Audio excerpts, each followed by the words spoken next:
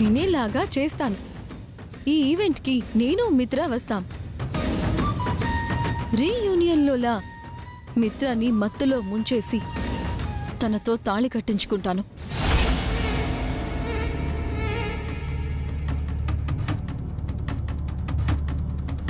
మిత్ర భార్యగా మెళ్ళో తాళితో ఆ ఇంట్లో అడుగు పెడతాను. ఆ తర్వాత అరవిందా మాలిని వచ్చినా నన్ను ఏమీ చేయలేదు. నేను పేల్చిబోయే బాంబుతో జాను ఆ ఇంట్లో నుంచి వెళ్ళిపోతుంది. చెల్లితో పాటు అక్కని పంపించేస్తారు. మిత్రాని నాకు మాత్రమే సొంతమయ్యేలా చేసుకుంటాను. ప్లాన్ బాగుంది, కానీ దాన్ని ఎగ్జిక్యూట్ చేయటం నువ్వు చెప్పినంత ఈజీ కాదు మనీషా. ఆ రిస్కులన్నీ నేను పడతాను. నువ్వు నేను చెప్పింది చెయ్యి. రేపు మా ఇంటికొచ్చి మిత్రాని హోలీ ఈవెంట్కి ఇన్వైట్ చెయ్యి. లక్ష్మి ద్వారా మిత్రని ఈవెంట్కి రప్పించి అక్కడ మిత్ర మెడలోంచి నా మెళ్ళో తాళి కట్టించుకుంటాను. అదంతా నాకొదిలే. ఓకే మనీషా, నీకోసం చేస్తాను. రేపు మీ ఇంటికి వస్తాను. Thank you. మిత్రతో నా పెళ్ళవగానే నీకు ఏం కావాలో అది అరేంజ్ చేస్తాను. డన్.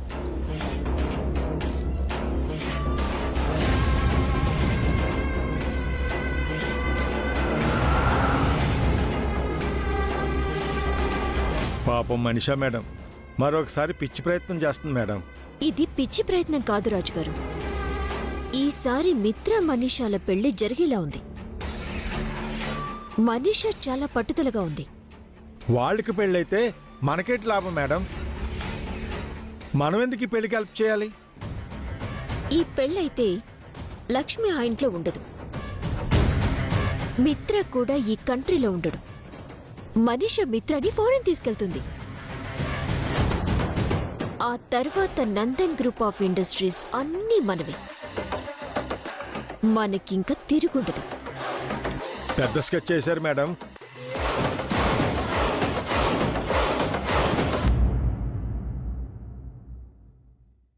దేవయాని వదినా. సరోజా, ఏంటి ఈ టైంలో ఎలా వచ్చావు? మా కోడలు నీళ్ళొసుకుంది వదినా. రేపు ఉదయం సీమంతం చేస్తున్నాం. నువ్వు నీ కోడలు తప్పకుండా రావాలి.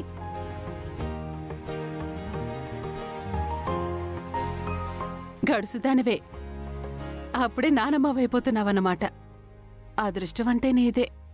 ఏడాది తిరక్కముందే నా చేతిలో మనవణ్ణో మనవరాల్లో పెట్టాలని పెళ్లి రోజే మా కోడలికి షరతు పెట్టానొదినా.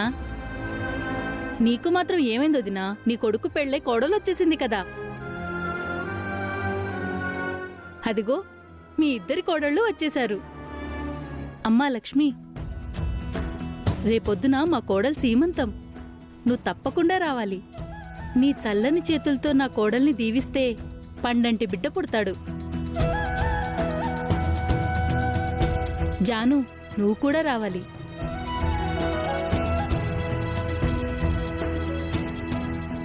అవును జాను, నీ అత్తయ్యకి నువ్వెప్పుడు మనవణ్ణిస్తున్నావు?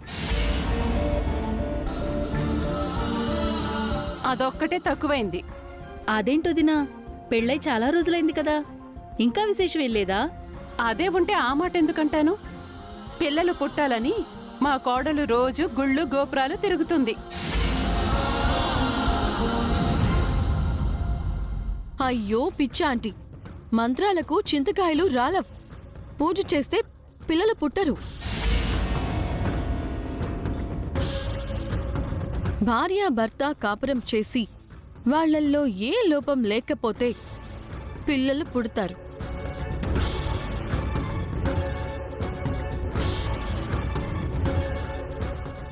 అంతే కదా లక్ష్మి? ఇప్పుడు ఆ మాటలు ఎందుకు మనీషా? ఉన్న మాటే కదా అన్నాను. తప్పు మాట ఏమైనా అన్నానా? ఏమంటీ? నిన్న జానుతో పూజలు వ్రతాలు చేయించమని నువ్వే చెప్పావు కదా మనీషా. ఈరోజు ఇలా అంటున్నావేంటి? మీ పిచ్చి కాకపోతే పూజలు మాత్రమే చేస్తే పిల్లలు పుడతారా ఆంటీ?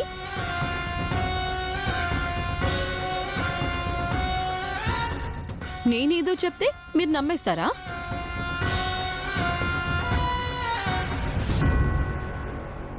పూజలు మాత్రమే కాదుగా, వివేక్ జాను మందులు కూడా వాడుతున్నారు కదా.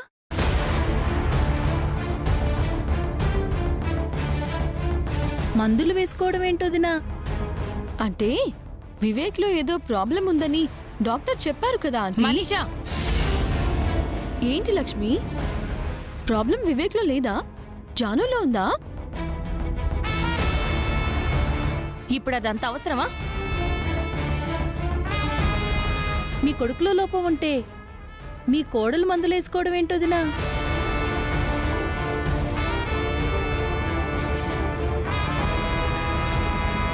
లోపం ఎవరిలో ఉంటే వాళ్ళు కదా వేసుకోవాలి. పిన్ని గారు, ఈ విషయం ఇంతటితో వదిలేయండి.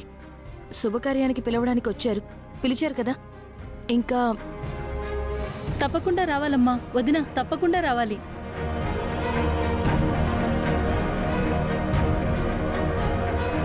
నువ్వేం చేస్తున్నావు మనీషా? బయట వాళ్ళ ముందు ఇంటి విషయాలు మాట్లాడడం అవసరమా? వాళ్ళింట్లో జరిగిన మంచి గురించి వాళ్ళు చెప్పారు, మనింటి చెడు గురించి మనం కూడా చెప్పాలి కదా. వాళ్ళు అడిగారా చెప్పమని? ఆ, జాను ఎప్పుడు తల్లవుతుంది అని అడిగారు కదా, సమాధానం చెప్పాలి కదా. ఆ, మీరే మాట్లాడరేంటి ఆంటీ? ఆవిడెవరో నానమ్మ అయింది, మీరెప్పుడవుతారు? ఆ రాత నాకుందో లేదో.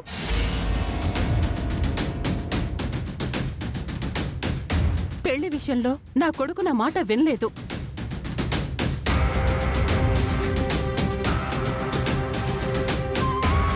ఇప్పుడు నేనేమని ఏం లాభం? ఏవన్నా లక్ష్మికి కోపాలొస్తుంటే ఇంకేం మాట్లాడాలి? మన ఇంట్లో విషయాలు బయట వాళ్లకు చెప్పడం ఎందుకు? అదే కదా మా అక్క చెప్పింది అత్తయ్య. ఆయన గురించి అందరికీ తెలియడం అవసరం అంటారా? మీ అక్క భయం వివేక్ గురించి తెలుస్తుందని కాదులే జాను, తన భయం వేరే ఉంది.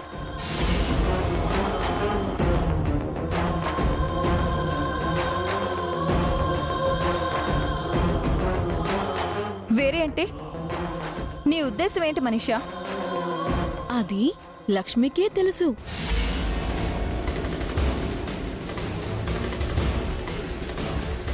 ఏం లక్ష్మి, నీకు తెలుసు కదా? మనకు తెలిసిన విషయాలు మనలోనే ఉండాలి మనీషా. నీకు మళ్ళీ చెప్తున్నాను, పరాయి వాళ్ల ముందు ఇంటి వాళ్ళని చులకన చెయ్యొద్దు. లక్ష్మికి తెలిసిన విషయం ఏంటో నాతో చెప్పు మనీషా. నేను చెప్పడం ఎందుకులే ఆంటీ, మీకు తెలియాల్సిన టైంలో తెలుస్తుంది. మీరంతా కలిసి నా దగ్గర ఏం దాస్తున్నారు? విషయం ఏంటో చెప్తారా లేదా? లక్ష్మి, చెప్పు లక్ష్మి, ఆంటీ అడుగుతుంది కదా.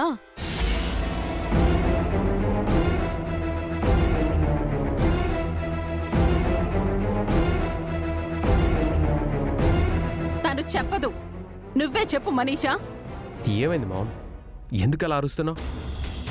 ఏం లేదు వివేక్, నీకు లక్ష్మికి తెలిసిన విషయం తనకు తెలియాలని ఆ ఆంటీ అడుగుతున్నారు.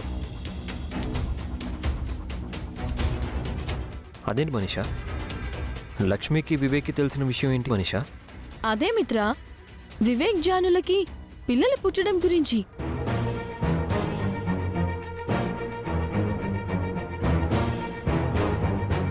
వాళ్ళు హాస్పిటల్కి వెళ్ళొచ్చారు కదా, వివేక్ ట్రీట్మెంట్ తీసుకుంటున్నాడు కదా, ఇందులో మీకు తెలియందేముంది పిన్ని?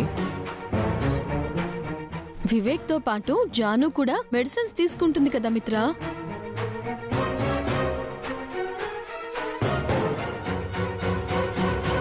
మేమిద్దరం కలిసి కోర్స్ ఫినిష్ చేయాలని డాక్టర్ గారు చెప్పారు. ఆ విషయం కూడా నీకు తెలుసు కదమ్మా. విషయం అదేనా కాదా అని ఆంటీ డౌట్ పడుతున్నారు వివేక్. అత్తయ్యకి ఏ అనుమానం ఉండదు.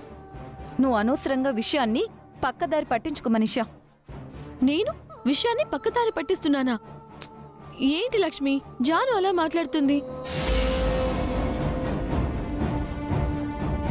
మీరంతా కలిసి నన్ను పిచ్చిదాన్ని చేయాలనుకుంటున్నారా? మర్యాదగా అసలు విషయం ఏంటో చెప్పండి.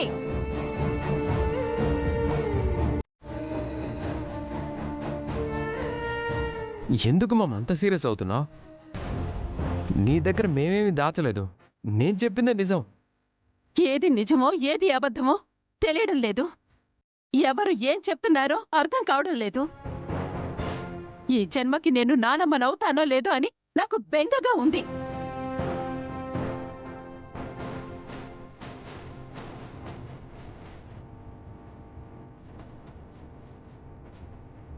నేను చెప్పిన అమ్మాయిని చేసుకోరా అంటే నువ్వు వెళ్ళలేదు. వినుంటే ఇంకోలా ఉండేది.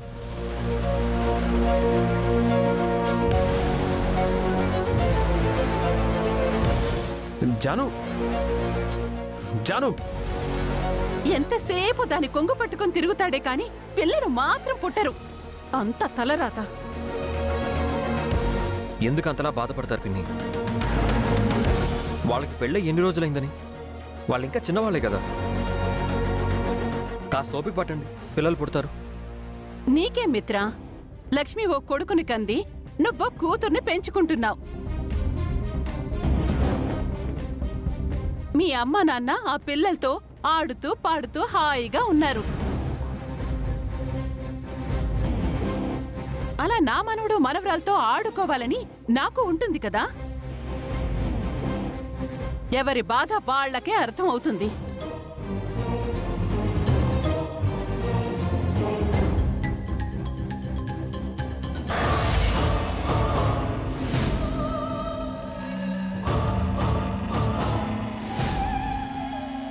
మనీషా, ఏంటి నువ్వు చేస్తున్న పని? పరాయి వాళ్ళ ముందు ఇంటి పరువు తీస్తావా? దేవి అనే అత్తయ్య గారితో జాను గురించి చెప్తాను అని రెచ్చగొడతావా? ఇప్పుడు నా దగ్గర ఉన్న ఆయుధం అదే కదా లక్ష్మి. ఇంకొక రకంగా నిన్ను భయపెట్టలేను కదా. జాను నీ సాటి ఆడపిల్ల, తన జీవితంతో ఆడుకోకు. నేను ఆడపిల్లనే, నా జీవితంతో నువ్వు ఆడుకోలేదా? జానుకి నీకు పోలికేంటి? జానుకి వివేక్ కావాలి, నాకు మిత్ర కావాలి. తేడా ఏముంది? జాను పెళ్ళైన అమ్మాయి, వివేక్ జాను దంపతులు. నేను మిత్రని పెళ్లి చేసుకోవాలి అనుకున్న అమ్మాయినే. మిత్రకి భార్యని కావాలనుకుంటున్నాను. నువ్వు ఆల్రెడీ పెళ్ళయ్యి భార్య పిల్లలు ఉన్నవాణ్ణి కావాలని కోరుకుంటున్నావు. అదంతా కాదు లక్ష్మి. నీకు నేనిచ్చిన గడువు ఈ రాత్రితో తీరిపోతుంది. నువ్వు ఏం చేస్తావో నాకు తెలీదు.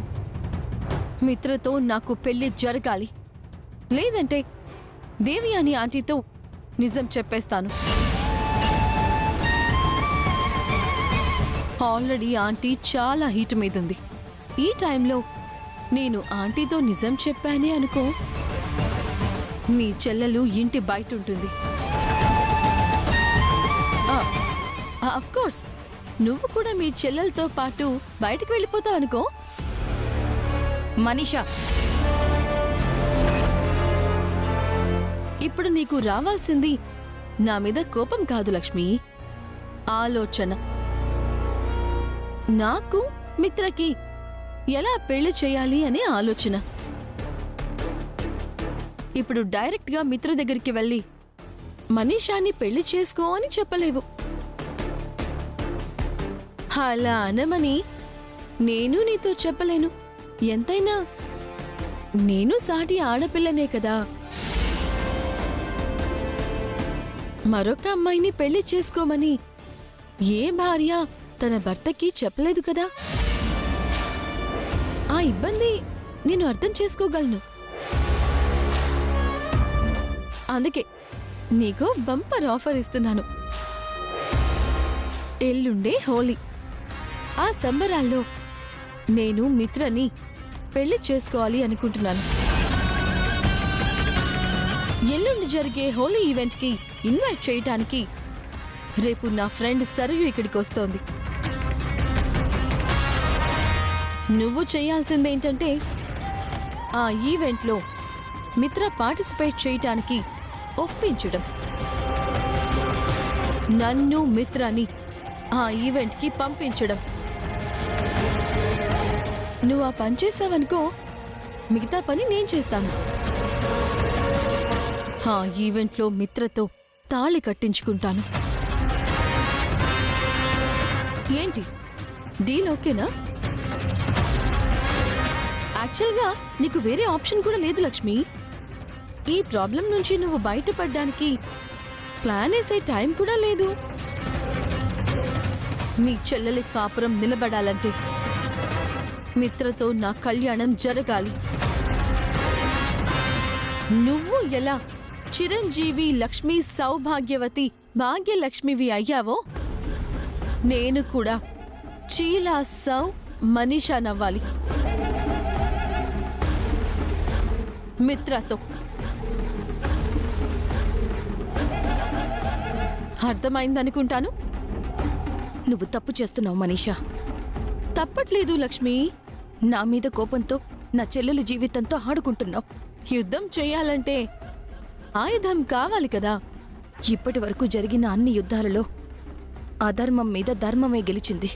కానీ ఈ యుద్ధంలో నేను గెలవాలి, నువ్వు ఓడాలి.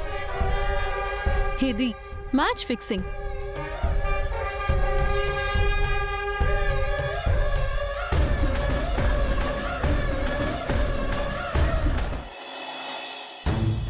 నాకేం అర్థం కావడం లేదండి. మీరు నా దగ్గర ఏదో దాస్తున్నారనిపిస్తుంది. మళ్ళీ అదే మాట్లాడుతున్నావు. నీకెన్నిసార్లు చెప్పాలి జాను? అసలు నీ దగ్గర నేనేం దాస్తాను? ఏదో జానకి కోడలు నెల తప్పిందని, మనకి పిల్లలు పుట్టట్లేదని అత్తయ్య ఫీల్ అవుతున్నారు. మామ ఈరోజు కొత్తగా ఫీల్ అవుతుందా? అయినా మన పెళ్ళి ఎన్ని రోజులైందని? తొందరపడితే పిల్లలు పుడతారా? అది నాకు తెలుసండి. కానీ ఇంటికి ఎవరొచ్చినా అత్తయ్య పిల్లల ప్రస్తావన తీసుకొస్తుంది. నాకు గిల్టీగా ఉంది. కొన్ని రోజులు ఓర్చుకోవాలి జాను. ఒక్క 3 నెలలు ఓపిక పట్టు. కోర్స్ కంప్లీట్ అవుతుంది. మనకు కూడా పిల్లలు పుడతారు. నిజంగా పిల్లలు పుడతారు కదా? అసలు పుట్టరని నువ్వెందుకు అనుకుంటున్నావు? ఇందాక సరోజ ఆంటీ చెప్పాక మనీషా కూడా మాట్లాడింది. లోపం ఎవరిలో ఉంటే వాళ్లే మందులు తీసుకోవాలని. కానీ మనం ఇద్దరం టాబ్లెట్స్ వాడుతున్నాం. మన ఇద్దరం ట్రీట్మెంట్ తీసుకోవాలని డాక్టర్ ఆల్రెడీ చెప్పారు కదా. అందుకే ఇద్దరం టాబ్లెట్స్ వాడుతున్నాం. అక్కడే నాకు అనుమానంగా ఉంది.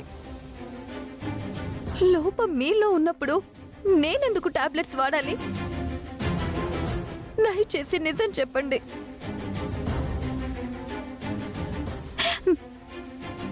నా మీద ఒట్టేసి చెప్పండి. లోపం మీలో ఉందా లేక నాలో ఉందా? ఏంటిది? అసలు నువ్వేం చేస్తున్నావో నీకు అర్థం కావడం లేదు. నేనెన్నిసార్లు చెప్పినా నువ్వు అనుమానిస్తూనే ఉన్నావు. అటు మా మామ్తో ఇటు నీతో అసలు నేను పడలేకపోతున్నాను జాను. అది కాదండి. ఇంత సున్నితమైన విషయాన్ని ఎందుకు ఇంత కఠినంగా చెప్తున్నావో నాకు అర్థం కావట్లేదు. మా మామ్ కంటే ఓపిక లేదు, నీకు కూడా లేదా? ఏవేవో ఊహించుకొని నువ్వు బాధపడి నన్ను బాధ పెడుతున్నావు. మిమ్మల్ని బాధ పెట్టాలని కాదండి, నాకు భయంగా ఉంది. ధైర్యం కోసం అడుగుతున్నాను. నన్ను నమ్మి వచ్చావు కదా, నన్ను నమ్మే పెళ్లి చేసుకున్నావు కదా, ఇది కూడా నువ్వు నమ్ము. నువ్వింకా నమ్మకపోతే నేనేం చేయలేను. ఇంకా నువ్వు నీ ఇష్టం వచ్చింది చేసుకో.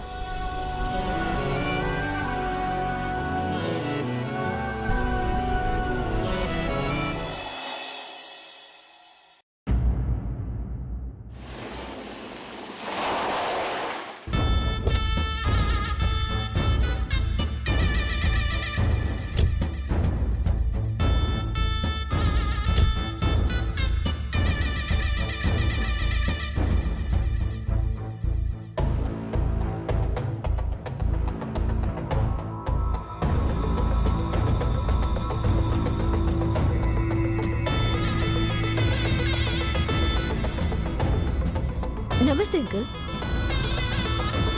ఎలా ఉన్నారు?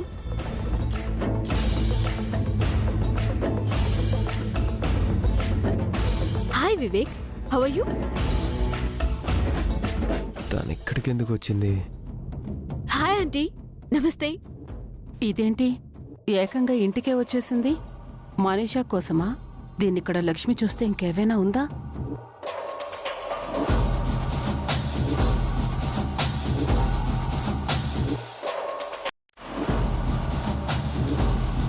Hi Lakshmi. Hello Sarayu.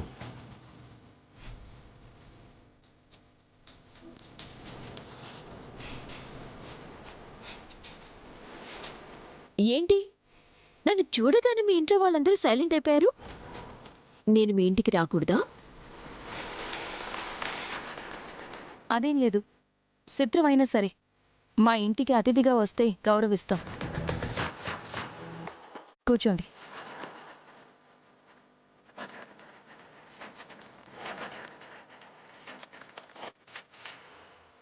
First time ఇంటికి వచ్చావు, ఏం తీసుకుంటావు? Coffee, tea? No thanks. Mitra ఇంట్లో ఉన్నాడా?